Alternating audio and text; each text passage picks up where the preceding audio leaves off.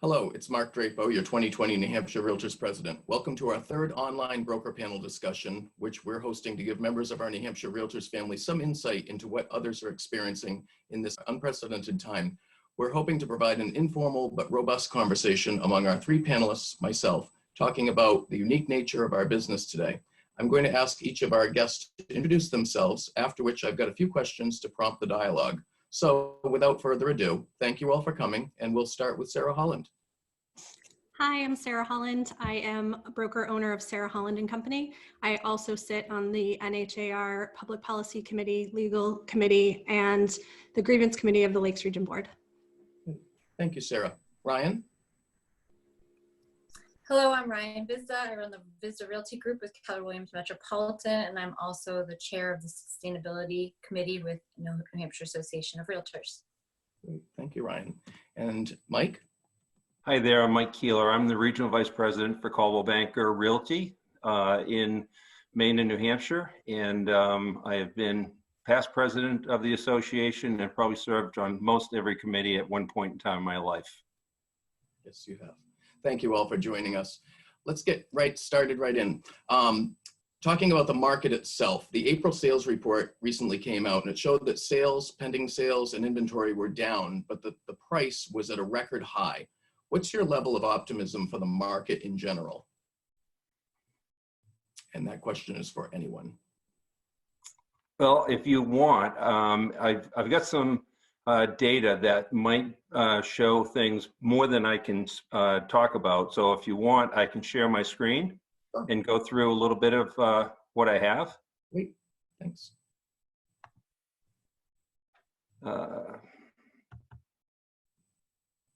So can you see that? Yeah. And let me make it a little bit bigger. So I'll share, this is what we're tracking at Coldwell Banker. Because we're a regional company, we cover Maine, New Hampshire, Massachusetts, and Rhode Island. What we're tracking is the drivers of the industry. So under agreements and listings.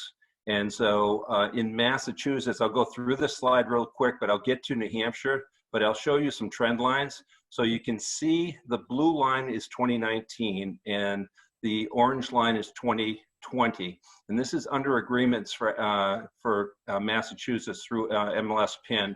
And you can actually see on March 15th right here, when all of the events happened. They closed schools, they closed restaurants, they closed everything.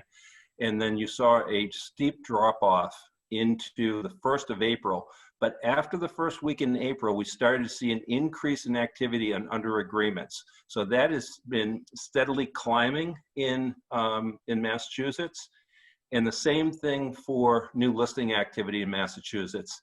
That first week, you saw the drop off quick, but then almost a straight line increase in new listing activity. I'm not going to go through, this is over $1 million plus in Massachusetts, but here's New Hampshire, and this is including all of New Hampshire, all real estate companies.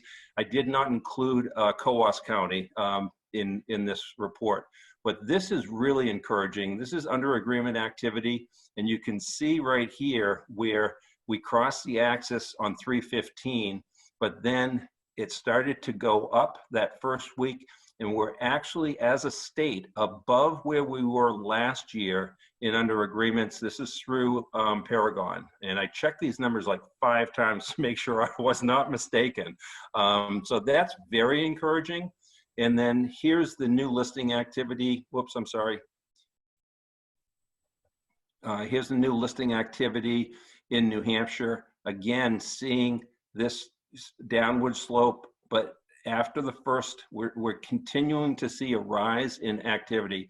So I'm very encouraged with the drivers, the under agreement activity, which is above where we were last year in New Hampshire, and new listing activity continuing to rise. So those are really optimistic charts for us to see as a state and as an industry. That's very interesting. Sara, Ryan? Either. I'm feeling very optimistic as well about the market, just from the conversations that we've had from folks in urban areas outside of New Hampshire.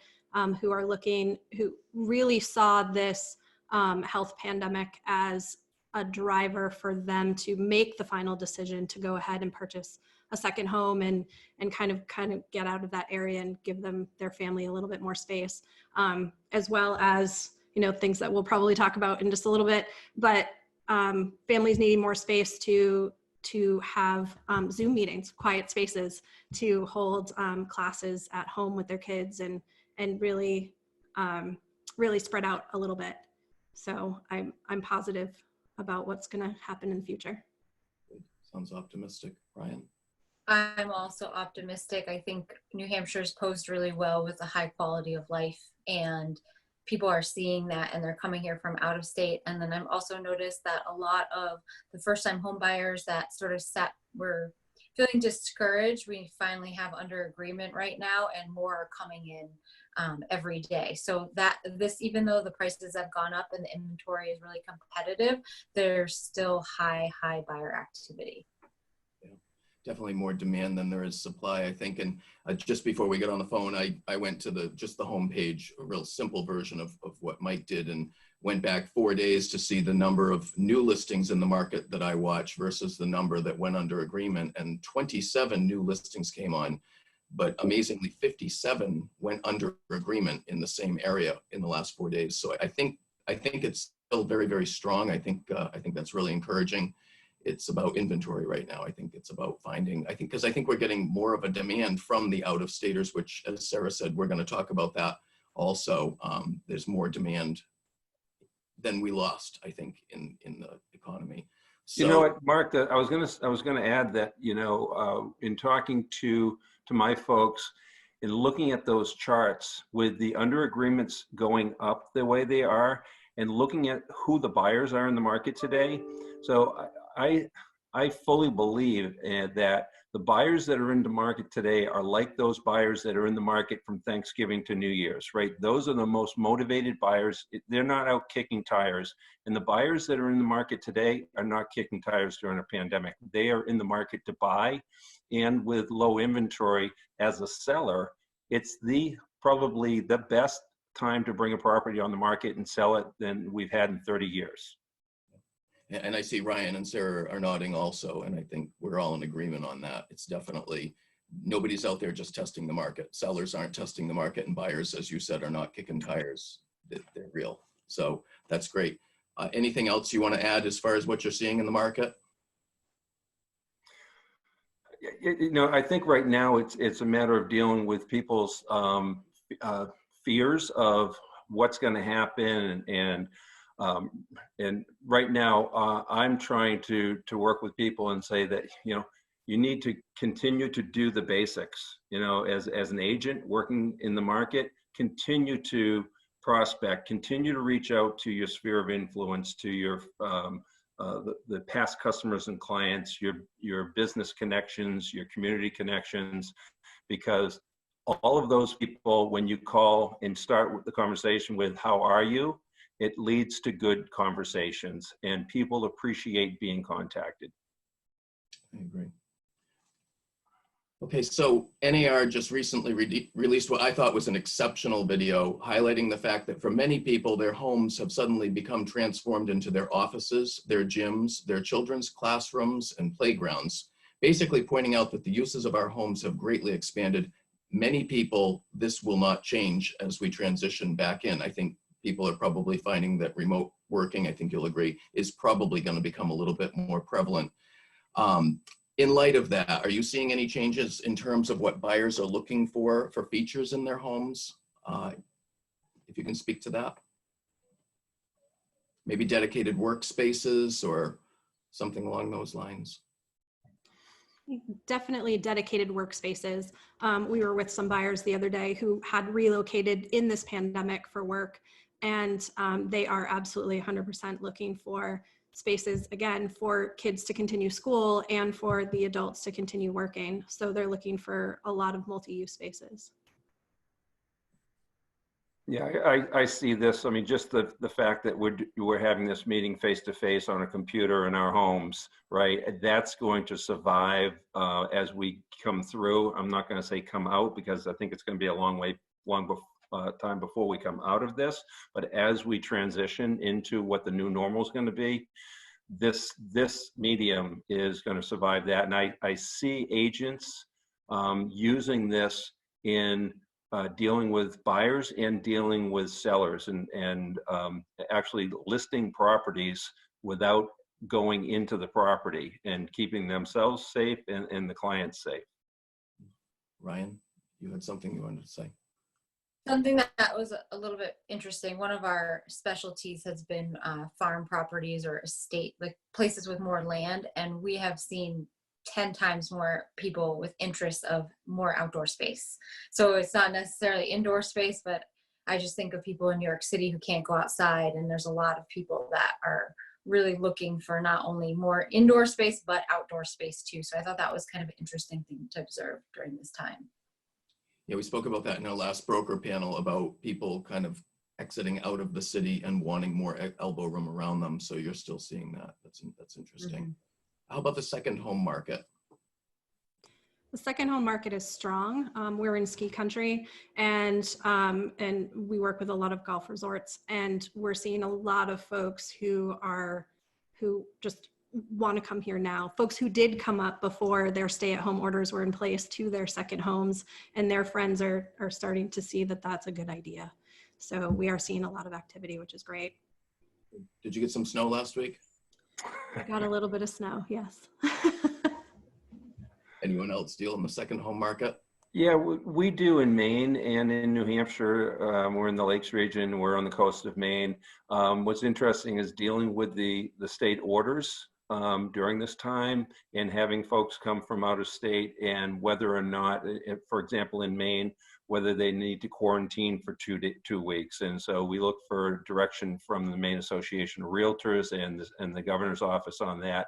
And they said if buyers are coming up to look at a property, they do not have to quarantine. So we keep looking to those people, that the government officials and our state realtor associations, for that guidance, which is invaluable. Okay, so now let's shift over to health and safety. Last week, Governor Sununu released his stay-at-home 2.0 order, which begins to reopen the economy. As part of that order, very specific guidelines for offices with employees. That includes such things as screening for symptoms before an employee comes into the office, certifying that no one has a temperature above 100, strict cleaning protocols, etc. And Eno's going into even more detail as it was sent out to members from NHAR this morning. That said, have any of you begun to reopen physical offices? And if so, how are you implementing your stay-at-home 2.0? I'll let Sarah or Ryan take the lead on this if they want, and then I can chime in. So for us, based on those guidelines that recently came out, we have 2 offices that are in shared office buildings. So given the nature of how to keep people safe, we're delaying reopening our offices. We're very comfortable working from home right now and using Zoom as a way to reach our clients and each other. And we're going to do that for the foreseeable future. Okay. Ryan, anything?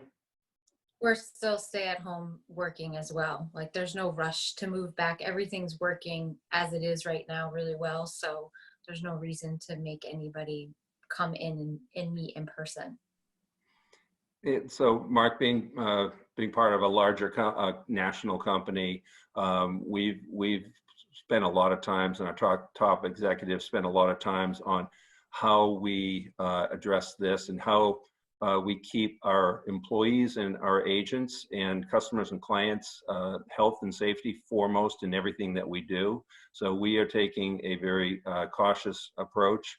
We're looking for guidance from the state associations and obviously from the different communities and states that we have offices in, and complying with those orders. So we're looking at, and we've been shut down with the exception of having our administrative staff come in and take care of those mission critical things, processing agent payments and those types of things where agents are getting paid. Good. Sounds like safety first, of course. Absolutely. has to stay that way so that we remain an essential business. Of course, open houses are still prohibited. So, you know, we've got to make sure that all of our agents are aware of that and make sure that we stay on the essential services and are allowed to continue to keep operating. So here's a scenario, and we've asked prior panels the same question, and I'll be interested to hear your response. A consumer contacts you and indicates that they're interested in selling their primary residence. They've expressed some health concerns about COVID-19, and they ask if they should wait or if now is a good time to sell. Based on what we just talked about with the market, I think I know somewhat how the conversation is going to go. But how do you respond to that consumer? I could start. I always start with what their needs are. Like, do you really need to sell right now? Then this is the best time for you. And then this is here's how we're going to keep you safe and everybody coming into your house safe. But I'm never going to force somebody to sell. It's really about when they need to sell, and that's always the best time. I echo Ryan, same thing. We have that conversation about what their needs are, what the options are to keep them safe, and then provide any additional information for them to make the decision on whether or not they want to move forward. Yeah, I would agree with that. I mean, if the question really is, should I bring the house on the market, and can I, and how do I do that process? You know, we do work with clients virtually and with electronic signatures and documents and all of that. Clients can bring their properties on the market. And the question, you know, without us going through and walking through if they have concerns, health concerns, to list that property. And if a client says, a seller says, well, what about the value? How are you going to arrive at the value? You know, we all have the technology to come up with comps and figure out value. Plus the bank, when it goes under agreement, the bank's going to determine value as well. So we've tried to embrace technology and use that to address concerns that sellers may have in bringing their properties on the market and doing it safely. Have you run into, because I'm actually getting calls from people, when the governor first issued their stay-at-home order, we were not on the essential services list. And obviously a lot of people watched that programming. And then of course, the next morning we were added to the essential services list. I'm actually having conversations with people that didn't realize they could do real estate right now, not practitioners, but consumers, not realizing that they could sell their properties. Have you run into any of that? No, and I think, you know, if there's questions like that, we encourage our agents to reach out to their past customers, clients, sphere, the community, to let them know that, you know, people are still buying and people are still selling during this pandemic, right? So it's not business as usual, but as you could see by the numbers in the charts, the number of agreements are going up. So buyers are buying and sellers are selling. So it's just a way to do that. And I'll put a shout out to Bob Quinn for his work and NHAR's work on getting us listed as an essential service. So thank you for that. Absolutely. Sarah or Ryan? No. Okay. What has been your experience with the prevalence of virtual showings? Are you finding that those are leading to offers? Yes. So we sold a handful of properties in the last couple of weeks, all through virtual showings. That will be a combination of making sure the list agent has enough information, and if not, I've gone out to the property and done video on my phone and then emailed after. And we ask, what's all the things that you want to see? And then we have a list of things that we make sure we video. And people are trusting us. And I think it's a really interesting time, because before COVID-19, it seemed like technology was trying to push the agent out of the transaction. But now more than ever, having us on the ground is really important, because we are the eyes and ears of our clients. I've actually had some out-of-state buyers who have had family that lives locally view the property on their behalf and do, you know, some pictures, some video. So I think that it's forcing the consumer to really think outside the box and use the technology. Let's face it, it's been around for a while, but now, you know, I think necessity is the mother of invention. I keep saying that, and I think that we're really taking advantage of it, which is wonderful. Anybody else want to chime in on that particular issue? Well, you know, I think use of technology, but the market's hot. When property is coming on, if they're properly priced, they're positioned in the market, they are getting activity. I just had an agent who listed a property in Laconia in the high 400s, and the seller was going to delay showings. It came on the market on a Friday. They wanted to delay showings till to Monday. And on Friday, there were so many calls and so many texts that they decided to move that up to Saturday. They had 13 showings spaced evenly apart, CDC guidelines, 6 offers. I mean, it was crazy. And, you know, the market is active. So you can't have an open house, but you can show property by following CDC guidelines. And I think, is it fair to say, Mike, that if there was more inventory, your under contract number would even be higher? Sure. I think the whole industry, you know, now is a great time for sellers to bring their properties on the market. Of course, the question is, where are they going to move to, right? And that's the market that we've been in for how long now? For a while, right? But it's a great time for sellers that want to and need to sell to bring their properties on the market. It's very active, especially with interest rates at what, an all-time low right now. Right. When we went into this in March, I think a statistic came out that said we were 25% lower in inventory this March than we were last March. And as you just said, we were in a short inventory then. So, I mean, some buyers certainly did drop out of the market, but I don't think it offset that balance.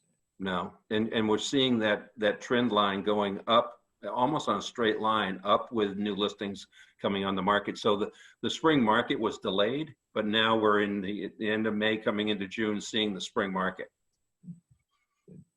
Sarah or Ryan? Okay. We're seeing the same stuff, and the technology has been around for so long. Definitely in the second home market, where folks are, you know, out of state and want to see properties, it's common for us in the past, pre-COVID-19, to do video tours for folks. So now we're just doing them more often, and folks are seeing it as an acceptable thing to be asking of their agent, which is great to see. Yeah. Let's touch base a little bit about the balance between how you're conducting your business and, of course, the safety of the consumers, the buyers, the sellers, the agents that are in the mix. You know, it's obviously messaging, it's getting it out to all of the agents as to what's expected of them. Can you speak to that a little bit and tell me how you've addressed that, and what, you know, the messaging that's going to the consumer, obviously, to let them know that these practices are in place? So if you go ahead, Sarah. Oh, just for showings in general, we communicate to all of our sellers that, you know, we're using personal protective equipment when we go in. So we have masks and gloves. As the listing agent, if we're doing an on-site showing, that we're the only ones to touch anything, and we're wearing gloves. We open doors first, so if folks need to peek into something, they're not touching anything, which is fine. And we're bringing extra gear with us just in case someone shows up and forgets to bring theirs or are unaware, making sure that the MLS has notations that this is expected. And folks are having these conversations, you know, agent to agent, when you're showing properties, like what are you expecting from us when we come to look at the property? So there's a lot more communication going on, which is really nice to see. Mike? Sorry. I think Mike and Sarah both spoke at the same time. Did you? No, I didn't. Go ahead, Sarah. Ryan. Go ahead, Ryan. Sorry. One thing that I've really enjoyed is the collaboration among co-brokes. So there's been cases of co-brokes saying, like, if you don't feel comfortable, I'll show your clients. And I think there's just been more collaboration and community within the realtor community around this too, which I think has been a really wonderful thing to see. I agree. Yeah. So Mark, in terms of safety, and we have adopted the protocols that the state association and the state have required in terms of pre-screening. Anytime that an agent or an employee goes into an office, that they pre-screen, they take the temperature, and they answer those 5 questions. So we have distributed that screening form out to all of our employees and all of our agents. wearing masks in the office is not an option. You wear a mask in the office. So, we're again, our focus is safety and health of our customers and clients and employees and agents. I think we all agree that the whole industry should follow that same course of action. Okay, changing gears a little bit. Have you or any agents in your office applied for the SBA's PPP or the EIDL loans? And if so, can you speak to what the results have been? So initially we had applied for the EIDL, and we did receive the emergency money without any communication from the SBA. It just kind of showed up. And then the additional funds, aside from the emergency first funds that came through, we have not heard anything about that. We did also apply through our local lender for the PPP, and we have not heard anything about that either. So in our company, we have supplied all of the guidance for agents to be able to and follow the process and where to go and how to apply. So we as a company really kind of focused on how to help our agents with that process. There's a lot of videos and information on the NHAR website as well. Yeah. Obviously, nobody wants to have to start from square one. So if they can pick up and learn from what other people have learned, there's been a lot of good conversations on that platform as well. What steps are you taking to assist your sales associates?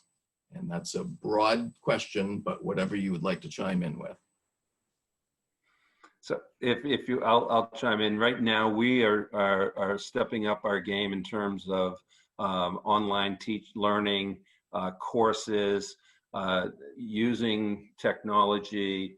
So our company, we have we have dedicated trainers, we have marketing specialists. So we have a whole team of people that provide different resources so that our whole focus is those activities that can help put money in an agent's pocket, right? That's what we're focused on, is how do we help the agents make money during this time? So we provide a whole range of different courses and such in that regard.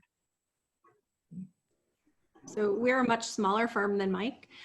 So we're a boutique firm, and so we do not have any trainers, but we're meeting a lot more often via Zoom, and a lot of screen sharing happening. If folks, if our agents have questions about a particular form or whatever, we're able to easily screen share and do that education right away.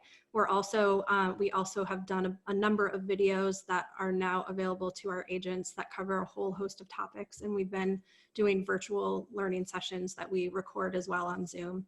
So it's, I find that although we're not physically together, we're spending more time together learning through all of this, because there's just so much content out there that is available to us for free. And we're all trying to take advantage of as much of it as we can. Absolutely. Sounds like it's all about education and communication. And, you know, the NHAR, again, I want to just say NHAR has really bolstered benefits for education.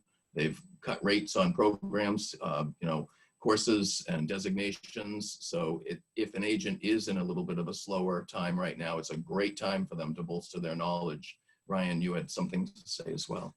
Yeah, one thing we've been putting an emphasis on is this is the time to survive and thrive, and taking care of yourself mentally and physically is like the baseline. And if you're not taking time to do that, then we can't show up and serve our community at a really high level. So that on top of the trainings and the check-ins, it's been a lot of focus on like your personal well-being as well, because it's such a crazy time of uncertainty, and a lot of people need that extra support around their mental and physical well-being. Well, it's funny you mentioned that, Ryan, because that's, you know, we're all working from home, right? And I used to spend a lot of time in the car, which was downtime. And now it's like you get up in the morning, you hit the computer, and before you know it, it's 6 o'clock. You've never moved out of your spot. You're working more and harder at home than you ever did. And if you don't take those breaks and you don't take a day off, because you don't realize how intense and focused it is. And so you almost have to, like you said, Ryan, take a step back, make sure you're taking care of yourself physically, mentally, emotionally. Yeah, this is, it feels like in the beginning it was like a sprint, but I think this is the marathon of life right now. Like we have to endure this for a while. And so we really need to make sure we refuel ourselves. Yeah. Yeah, I think that's really important. And we're seeing a lot of new content coming from our association. We're at the Lakes Region Board, and we're seeing CEUs for mindfulness, which has been not something that we've seen in the past. So it is definitely a different way of doing business that we all should have been doing in the past, but now it's brought to the forefront because we're in this situation. Did you ever think that the New Hampshire Real Estate Commission would approve CEU courses on mindfulness? It's a new world. I need some credit, so can you send me a link to that class? That comes in the category of, do you have questions for each other? Other than that one, but she will send you the link for that class. I'm sure. I will send you that link, but I do have a question. So in the past couple of years, we've seen a lot of folks change to right-sized housing so they can, kind of have a better quality of life outside of their home. So they're looking for like, single floor living, smaller footprints, and this kind of changes a lot of that.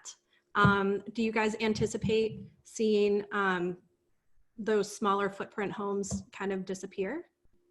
I think that what we saw before pre-COVID was two large groups looking for the same product, right? So the baby boomers who are downsizing, looking for that smaller footprint house, and the first-time buyer market coming in looking for that same product.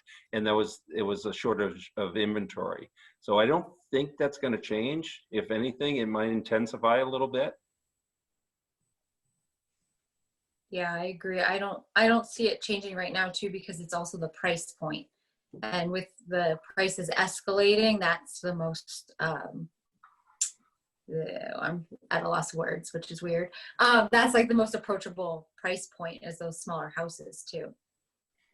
So I guess the question I would have is, when we look right now, we're at the very beginning of this pandemic, right? So this is going to be a long road out, and my concern for the industry as a whole is what drives housing is jobs, and so how is the job market going to affect our industry?